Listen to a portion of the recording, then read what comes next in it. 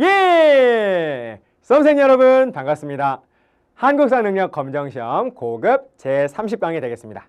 그리고 이번 강의는 너무나 중요한 동학농민운동이에요. 여러분 너무나 중요하기 때문에 너무나 신경 써주시기를 당부를 드리겠습니다. 자, 그러면 여러분 우리 시작을 해볼까요? 꺼보겠습니다. 네. 자, 제목은 동학농민운동. 벌써 30강이네요. 반환점을 넘어서서 우리는 이제 피니시 라인을 향해서 이제 열심히 가고 있는 중입니다. 자, 여러분, 자, 기운 내 주시고, 자, 이번 강의도 열심히 해 주십시오. 자, 동학농민운동은 여러분 기억나십니까? 몇 년이죠? 1894년이죠. 1894년. 네. 동학농민운동은 1894년에 바로 일어났는데, 이 1894년은 우리 한국 사회에서 매우 중요한 해라고 그랬었습니다. 동학농민운동 말고도 두 개나 더 있죠. 1894년. 자, 요렇게 외우시라 그랬었는데요. 동청갑, 동청갑, 동청갑 그랬었죠, 여러분. 자, 뭔가요, 여러분? 1894년에 일어난 동학농민운동과 세트, 바로 청일전쟁, 청일전쟁. 자, 그리고 갑오개혁. 요렇게 두 개가 더 있다라는 겁니다. 그런데 이 동청갑은 연도만 같은 것이 아니라 이 세 개의 사건은 모두 세트다라고 하는 거를 지난번에 살짝 말씀드렸습니다. 그게 어떻게 세트인지를 제가 이제부터 설명을 드리겠어요. 좋습니다, 여러분. 자, 그러면 하나씩 우리 한번 시작을 해보도록 하겠습니다. 여러분, 우선 동학농민운동, 동학은 누가 창시했죠? 동학은 이 동학이라고 하는 것은 1860년 경주에 몰락한 양반인 최재우가 바로 동학을 창시했었습니다. 여러분, 동학은 어떤 종교에 대한 반발로서 이름을 동학이라고 지은 거죠? 그렇죠. 바로 다름 아닌 서학에 대한 반발로서 서학에 대한 반발로서 동학이라고 이름을 붙인 것이죠. 여러분, 서학이 가지고 있는 장점은 동학은 그대로 받아들이고, 그리고 서학이 가지고 있는 단점은 동학이 보완을 해서 우리 조선의 국민들이 완벽하게 좋아할 만한 맞춤형 종교로 탄생을 시켰다라는 겁니다. 여러분, 서학의 장점은 뭐였죠? 서학은 일단 천주교죠. 천주교의 장점은 바로 인간평등. 이 인간평등이라고 하는 장점은 그대로 동학이 수용을 해가지고 동학 역시 인간평등을 매우 중시하죠. 여러분, 동학에서 인간평등을 중시하는 세 글자의 용어가 있습니다. 사람이 곧 하늘이다. 사람이 곧 하늘처럼 높은 존재인데 계급이 무슨 의미가 있느냐라는 그런 의미가 되겠습니다. 모든 사람들은 평등하다라는 것이죠. 사람이 곧 내자예요. 이의 내자입니다. 사람은 곧 무엇이다? 하늘이다 라고 하는 이러한 인간평등의 사상이 있고, 자, 그리고 서학이 가지고 있는 단점은 뭐였죠? 당시 우리 국민들의 정서상 서학을 믿기가 조금 어려운 그런 게 있었습니다. 여러분, 뭐였죠? 제사 거부. 제사를 인정하지 않는다. 제사를 인정하지 않는다라고 하는 것이 당시 제사사회였던 조선사회에서는 받아들이기가 조금 힘들었다라는 겁니다. 그래서 이것을 보완해요. 그래서 동학은 제사를 인정을 하죠. 제사를 부정하지 않습니다. 인정을 하기 때문에 바로 우리 동학은 조선 국민들이 믿기가 아주 완벽하게 하자가 전혀 없는 맞춤형 종교가 된다라는 겁니다.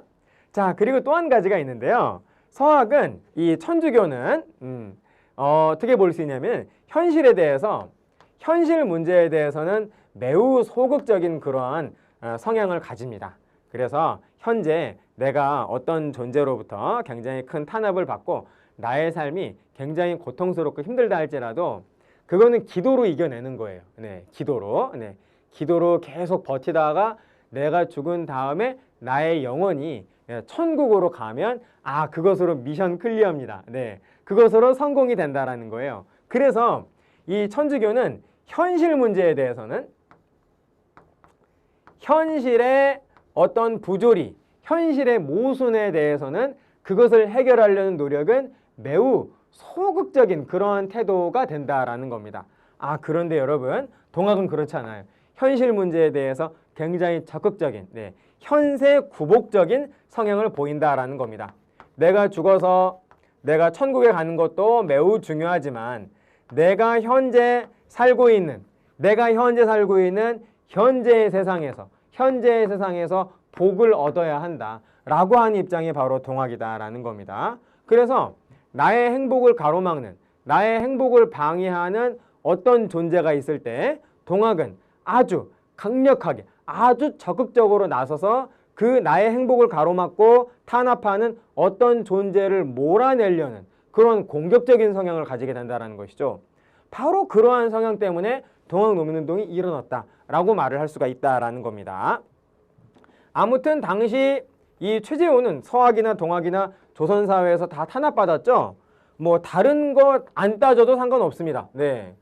서학이나 동학이나 당시 조선은 엄연한 계급사회인데 계급을 인정하지 않잖아요. 그러므로 당연히 사악한 종교로 이렇게 이단시 되면서 바로 서학, 동학 모두 아주 강한 탄압을 받게 됩니다. 그래서 최재우 역시 혹세무민이라고 하는 죄목으로 4년 후인 1864년에 최재우는 처형되거든요.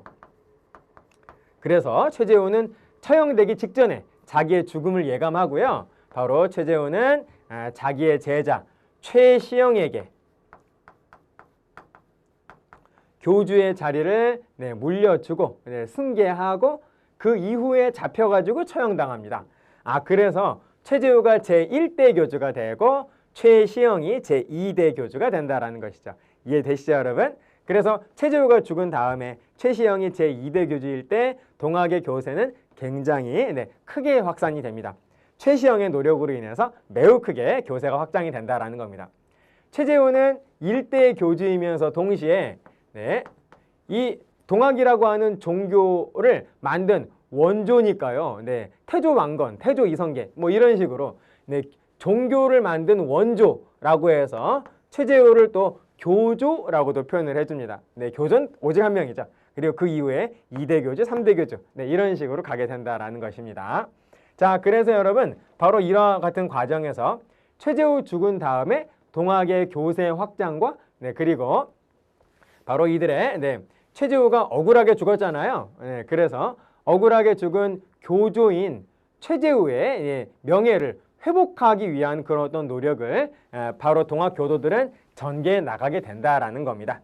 자, 그래서 그 다음 내용 2개를 보시겠어요? 그래서 최재우 사후에 최시영에 의해서 교세가 확대되는 과정 우리 일단 공부할 것이고, 그 다음에 교조 신원운동. 요거는 무슨 소리냐면요, 교조는 누구라 그랬죠?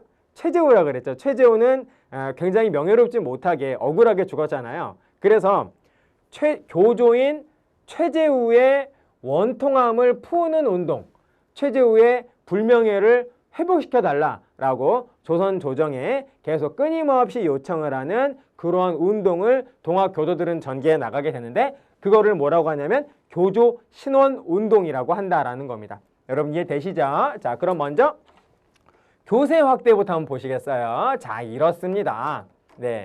사실 여러분 이 포접제라고 하는 것은 최재우가 살아있을 때부터 포접제는 시작을 했어요. 그런데 이 포접제는 최재우 사후 제2대 교주인 최시영 때 더더욱 크게 확대되었다라고 볼 수 있다라는 겁니다. 포접제란 무엇이냐?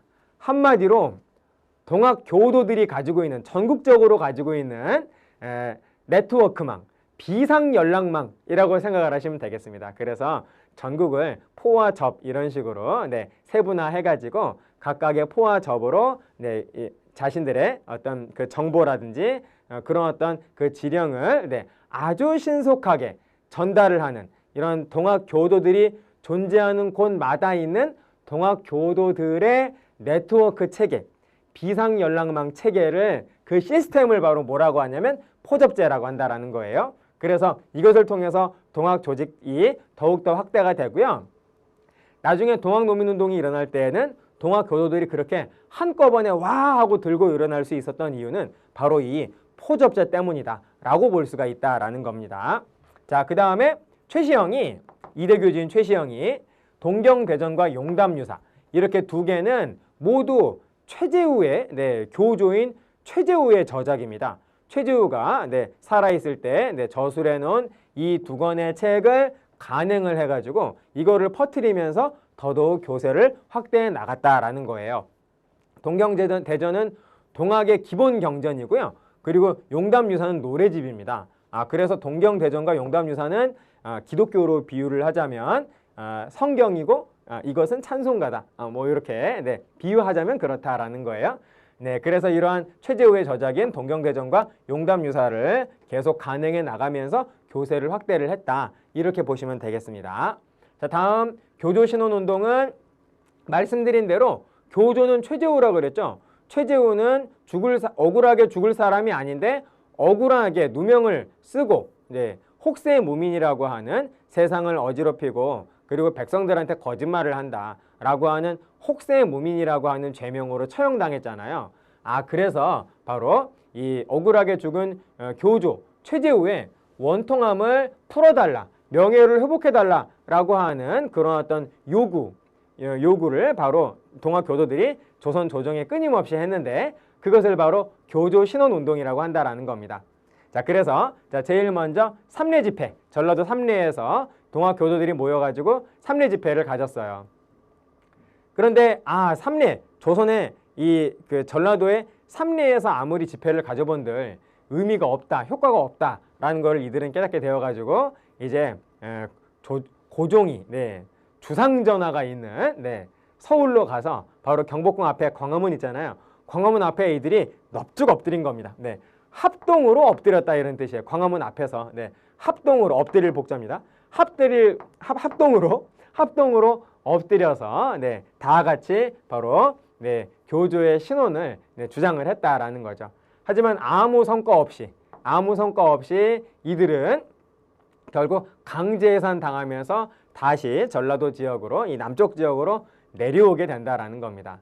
그래서 삼례 집회와 서울 복합상소 실패한 이후부터는 이제 정부에 대한 반감이 더더욱 커지게 되면서 삼례 집회와 서울 복합상소 일때까지 여기까지는 뭐라고 말할 수 있냐면 순수한 그냥 종교 집회였다라고 볼 수 있는 반면 그 이후에 서울 복합상소 실패 이후에 바로 개최되는 보은 집회, 충북 보은이죠.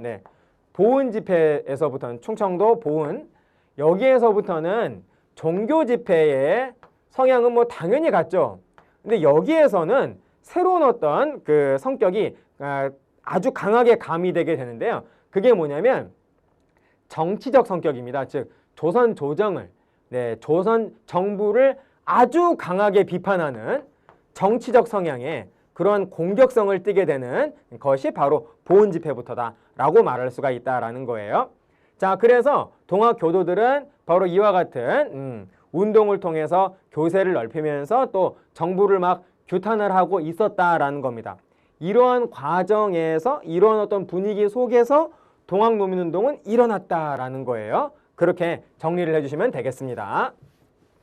동학노민운동은 바로 전봉준이 중심이 되어서 지금의 그 전라북도 정읍, 정읍시 여기 전라북도 정읍에 그 포함되어 있는 고부 지역에서 발생을 하죠. 그런데 처음에 최초로 봉기가 일어났을 때에는 이때에는 그 동학이라고 하는 이 종교하고는 무관하게 그냥 순수한 농민 봉기였습니다. 순수한 농민 봉기에서 출발을 했는데 이것이 잘 안 되니까 이것이 실패로 가게 되니까 바로 전봉준이 동학의 교세를 이용을 해서 포접제를 활용을 해서 다 같이 전라도 지역에서 와 하고 들고 일어난 게 바로 동학노민운동이 되겠다라는 겁니다. 그렇게 여러분 정리를 일단 생각을 하시면서 저의 설명을 하나씩 우리 들어보도록 하세요.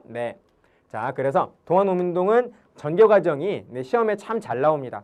그래서 자, 여기서부터 한번 시작을 해보도록 하겠어요. 자, 고부 당시 전라도 고부 지역을 통치하는 바로 고부의 지방관인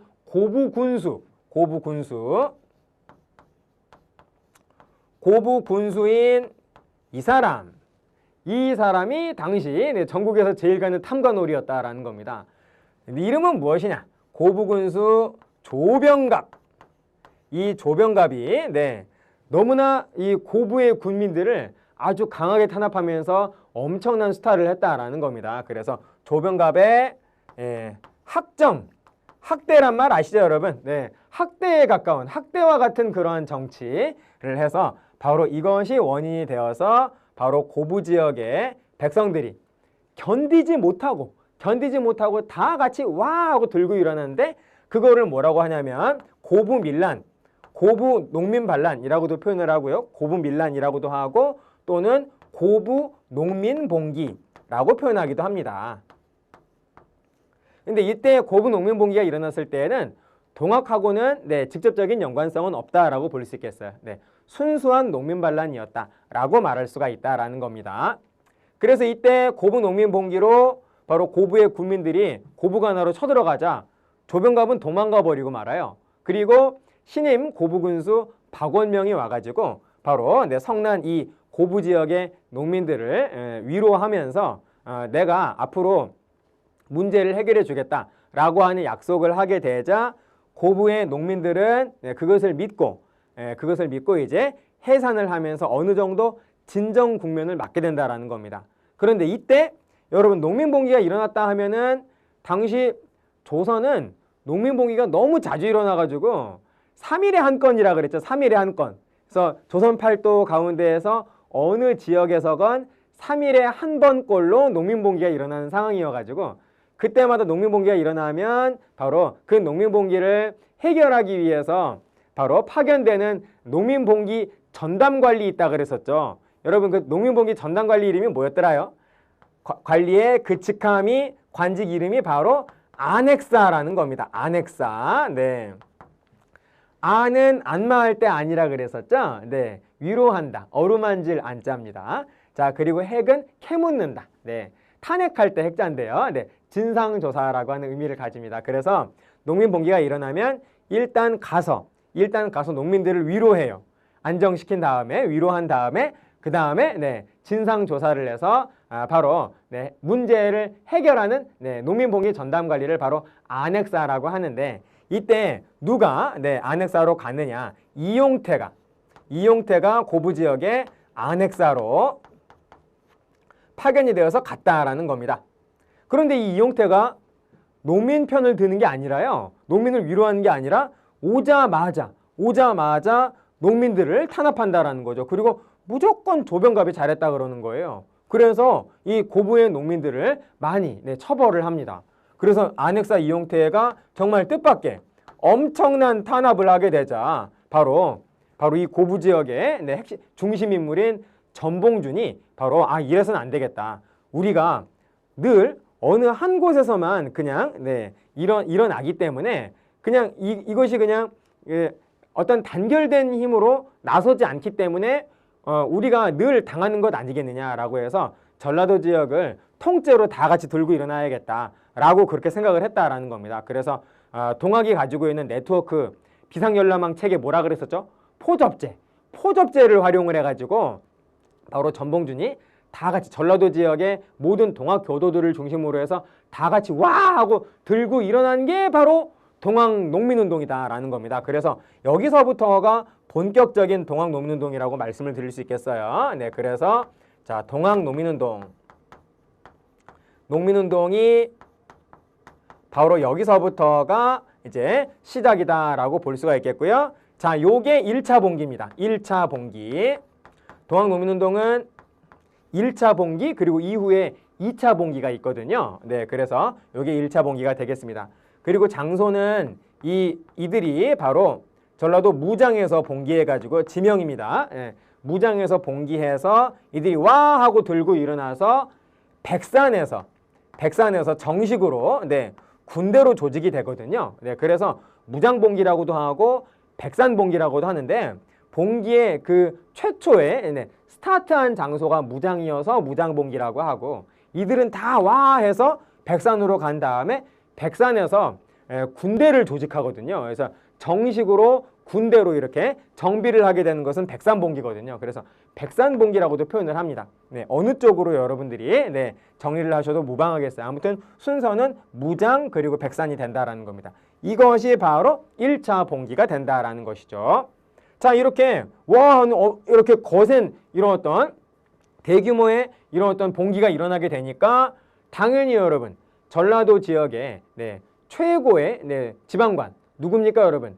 각 도마다 전라도건, 경기도건, 경상도건 각 도마다 그 지역을 책임지고 통치하는 최고 우두머리의 지방관을 우리 뭐라 그러죠?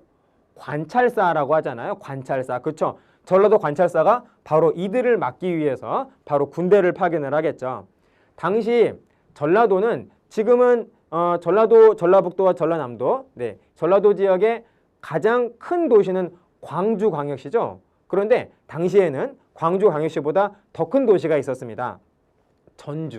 전주가 당시에는 전라도의 중심이었고 이 전주에 바로 네, 전라도 관찰사가 머무르고 있었다라는 거예요. 그래서 이 전주에서 전라도 관찰사가 머무르는 그 관청 이름을 뭐라고 하냐면 가명이라고 했다라는 겁니다. 가명. 네, 그래서 전주에서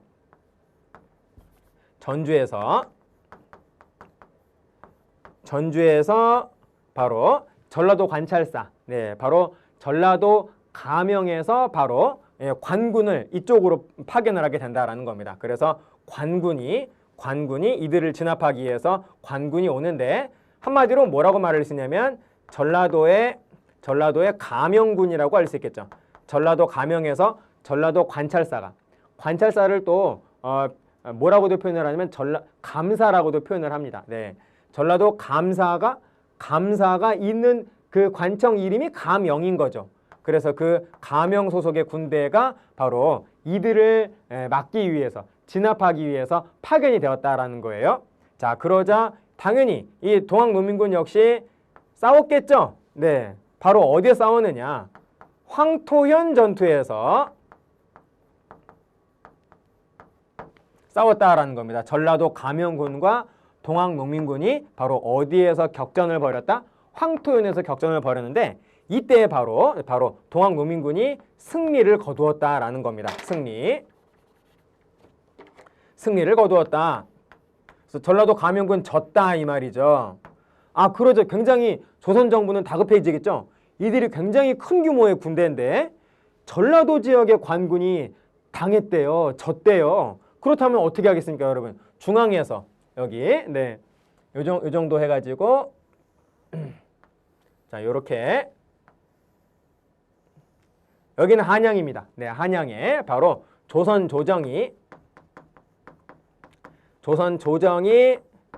한양 소속의 네, 서울 경자를 써서 경군 한양에 있는 서울의 정예 군대를 파견을 하게 된다라는 거예요. 그래서 이들은 또 누구랑 싸우게 되냐면 바로 경군, 네, 한양에서 보낸 서울 경자를 써서 경군이 파견되게 되는데 바로 이 경군과 이 동학농민군이 어디에서 또 싸우게 되냐면 황룡촌에서 싸우게 됩니다. 전남 장성의 네, 황룡촌에서 싸우게 되는데 이 황룡촌 전투에서도 네, 서울에서 파견된 경군한테 승리를 거둬요. 아, 여기서도 승리한다라는 겁니다. 자, 그래서 경군이 또 이렇게 진다라는 거죠. 자, 여러분 이해되십니까? 동학농민군이 처음에 황토현 전투에서 싸웠을 때 그때는 전주에서 파견된 전라도 가명군을 격파하고 그리고 다음번에 큰 전투만 봤을 때 다음번에 황룡촌 전투에서 싸웠을 때에는 서울에서 네, 정규의 그 서울 경군이 왔는데 그 경군마저도 격파를 하게 된다라는 겁니다. 그래서 이들은 국내에서 이들을 당할 관군이 없어진 거예요. 네, 서울 군대마저 격파한 마당에 이제 누가 막을 수 있겠습니까? 그래서 바로 황룡천 전투를 끝내고 동학농민군은 정말 보무도당당하게 전주성으로 입성을 하게 된다는 겁니다. 그래서 전주성을 장악하고 말아요. 이 동학농민군이. 전주성이 함락되고 만다. 자, 여러분 동학농민군의 이 경로, 네, 진행 경로 이해되십니까? 자, 무장백산에서 시작해서 황토현 지나서 황룡천 지나서 2번 이긴 다음에 그 다음에 전주로 갔다 이 말이에요. 그래서 전주성을 함락해가지고 전라도 지역은 그냥 동학농민군의 수중에 놓이게 된다라는 겁니다. 전라도를 장악해버렸다라는 거예요. 굉장히 다급해진 조선 조정은 일종의 이중 플레이를 합니다. 그래서 일단 전주성으로 사신을 보내서 바로 휴전협상을 체결을 합니다. 휴전 협상을 제의를 해요. 휴전 제의를 하게 된다라는 거죠. 그래서 동학농민군과 조선 조정이 바로 휴전협상을 하고, 그리고 또 휴전협상이 잘 안 됐을 때를 대비해서 결렬됐을 때를 대비를 해서 자, 이쪽에 청나라가 있다라고 하면요. 청나라한테 바로 파병 요청을 합니다. 군대 좀 보내주세요. 여러분, 청나라의 입장에서는 이모군란 때도 그랬고 갑신정변 때도 그랬고 군대를 조선 쪽에 보내서 짭짤하지 않았던 적이 없거든요. 언제나 이익이었다라는 겁니다.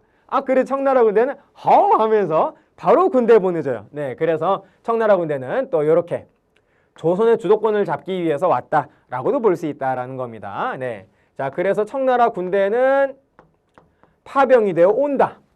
자, 그런데 우리가 요청하지도 않았는데 다른 군대가 불청객으로 옵니다. 안 불렀는데 누가 오느냐? 일본군도 와요. 아니 뭐 이런 일이? 일본과 청나라는요, 그 갑신정변 때 그 갑신정변 끝나고 텐진 조약이라고 하는 조약을 자기들끼리 체결을 하면서 청나라 군대와 일본 군대는 모두 조선에서 떠난다. 그리고 만약에 어느 한쪽이 조선으로 다시 들어오게 될 때에는 상대편 나라한테 통보를 한다라고 하는 그런 어떤 자기들끼리의 그 약속을 하거든요. 그래서 일본은 그 텐진 조약, 갑신정변 끝나고 청나라와 일본이 체결을 한 텐진 조약을 근거로 해서 우리가 안 불렀는데 자기가 그냥 온다라는 겁니다. 그냥 와요.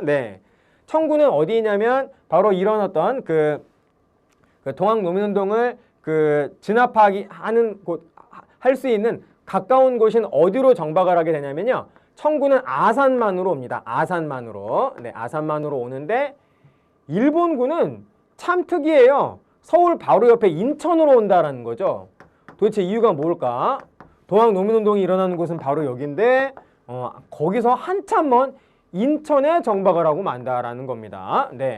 자, 그래서 바로 이런 어떤 상황에서 어떻게 되냐면 조선 조정도 외국 군대가 들어온 게 싫고, 그리고 동학농민군 역시 외국 군대가 우리 국토 안으로 들어온 것을 또 원하지 않았기 때문에 결국 양쪽의 군대가, 이 두 군대가 뭔가 나서는 거를 원하지 않았던 조선 조정과 동학농민군은 공감대가 형성이 되면서 휴전협상, 이거 잘 안 될 줄 알았거든요.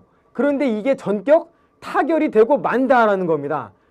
그래서 바로 전주성을 차지했던 바로 이들이 이 동학농민군과 휴전협상을 하던 이 조선 조정이 바로 전주에서 화해의 약속, 휴전을 하게 된다라는 거예요. 그거를 뭐라고 하냐면 전주에서 체결한 화해의 약속이라고 해서 얘를 뭐라고 이름을 붙이냐면 전주 화약이라고 이름을 붙인다라는 겁니다. 자, 그래서 이 전주 화약이 전격 체결이 되면서 이제 상황이 이제 평화롭게 가게 되는데요. 어떻게 하기로 했냐면, 여러분, 이들은 동학농민군은 지금 전라도 지역을 차지하고 있죠. 실질적으로 차지하고 있기 때문에 이 전주 화약에서는 동학농민군이 실질적으로 차지하고 있는 전라도 지역의 자치를 인정을 해줍니다. 그래서 이 전주 화약으로 동학농민군은 전라도 지역을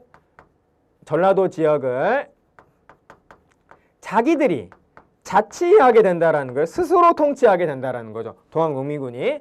그래서 각 지역마다, 전라도의 각 지역마다 53개의 집강소라고 하는 자치기구를 만들어 놓고 바로 동학농민군이 전라도 지역을 알아서 통치하게 된다라는 겁니다.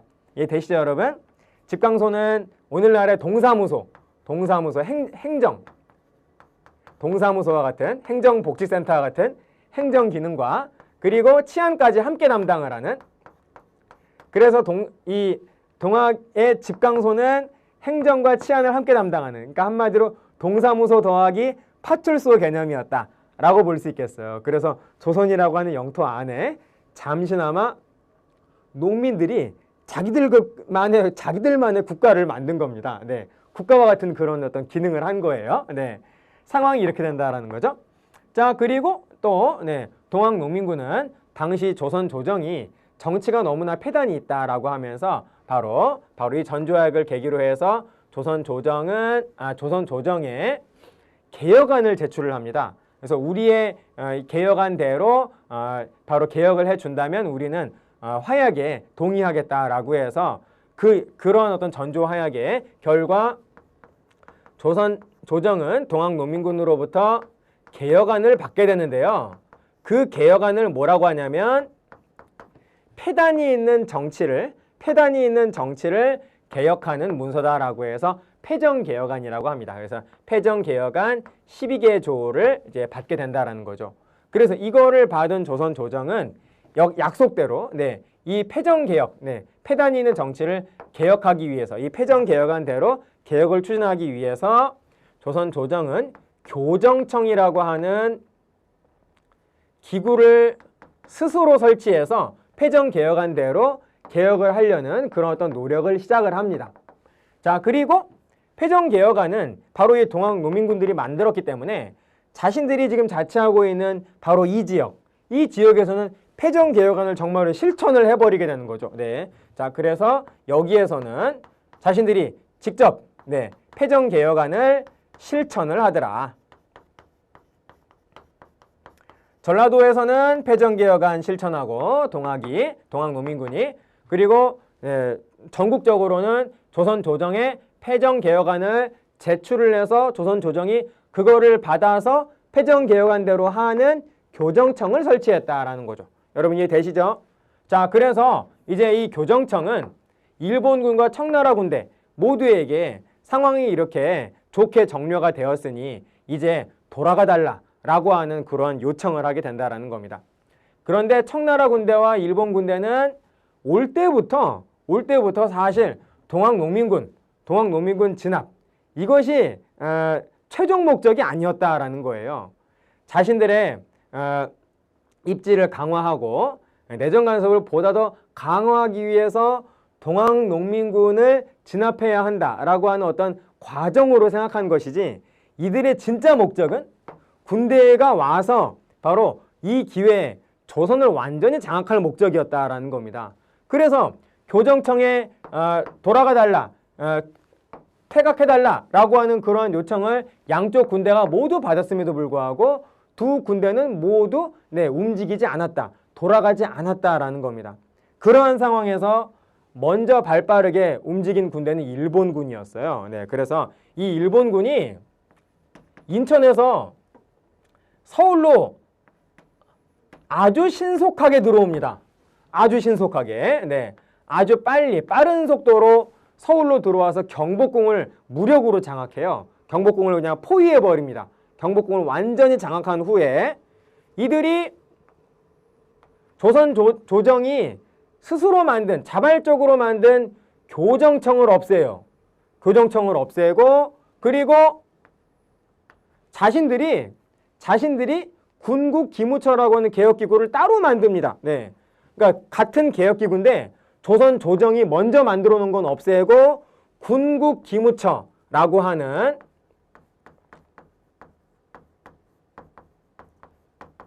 개혁기구를 자신들이 스스로 만든다라는 거죠.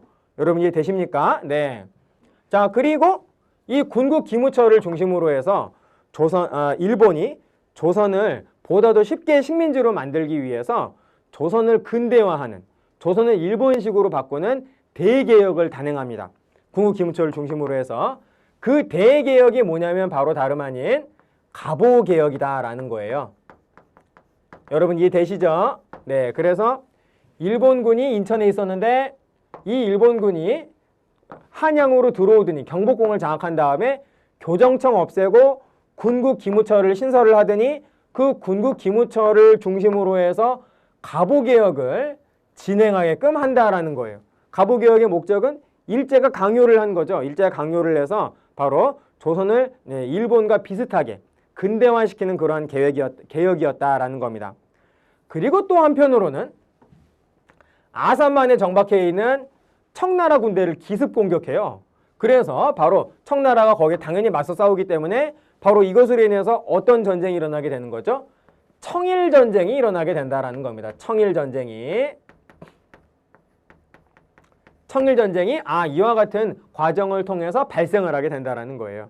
순서를 말씀을 드리면 일본군이 경복궁 기습 점령하고 바로 그 다음에 청나라 군대를 기습 공격해서 청일전쟁, 그 다음에 교정청, 군국기무처, 갑오개혁 이런 식으로 가게 된다라는 것이죠. 자, 여러분 이해되십니까? 그래서 여러분 상황이 조선인이라면 그 누구도 원하지 않는 상황으로 전개된다라는 겁니다. 그래서 바로 전라도 지역에서 자치를 하고 있었던 이 동학농민군이 지금 이 상황을 해결할 수 있는 조선인은 바로 우리밖에 없다라는 생각을 하게 된다라는 겁니다.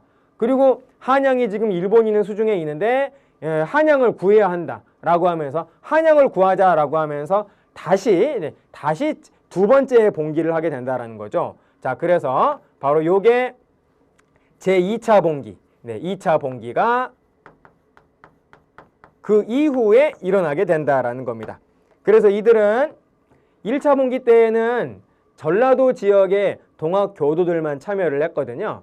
전라도 지역은 남접이라고 하고 그리고 충청도 지역은 북접이라고 했습니다. 그런데 이때에는 북접은 참여하지 않고 남접만, 즉 전라도 지역만 참여를 했었는데 이때에는 남접과 북접, 즉 전라도와 충청도의 동학 교도들이 모두 참여했어요. 모두 참여했다라는 거죠. 그래서 이때에는 남접만 단독으로 참여했는데 이때에는 남접과 북접이 연합을 해가지고 남북접 연합군을 형성을 해서 바로 이들이 빼앗긴 한양을 되찾자라고 하면서 북상을 했다라는 겁니다. 당연히 여러분 일본군은 어떻게 하겠습니까? 이들을 막기 위해서 남하하겠죠. 그래서 남하하는 일본군과 북상하는 동학농민군이 만나게 되는데 충남 공주에, 지금의 현재 충남 공주의 우금치에서 만나게 된다라는 것이죠. 여기에서 운명을 건 결전을 벌였는데 여기에서 우리 동학농민군은 일본의 강력한 화기에 전멸하게 된다라는 겁니다. 이것이 바로 동학농민운동의 끝이다라는 거예요. 자, 그래서 제가 처음부터 끝까지 동학농민운동의 전개 과정에 대해서 그림과 함께 설명을 드렸는데 전체적으로 순서대로 이해를 하시면서 이런 일이 있었구나 라고 하는 것을 여러분 정리하시고 또 필요한 부분을 조목조목 여러분 하나하나 암기를 해주시기를 당부를 드리겠습니다. 그렇게 하신다면은 동학농민운동에서 실제로 문제가 나왔을 때 전혀 흔들림 없이 자신 있게 문제를 해결하실 수 있을 겁니다. 이번 강의는 동학과 그리고 동학농민운동에 대해서 우리가 봤네요. 꼭 여러분 얼른 복습을 잘 하셔가지고 꼭 여러분 것으로 만드시기를 바라겠습니다. 여러분 정말 수고하셨습니다. 이번 강의는 여기까지 하겠습니다. 마치겠습니다.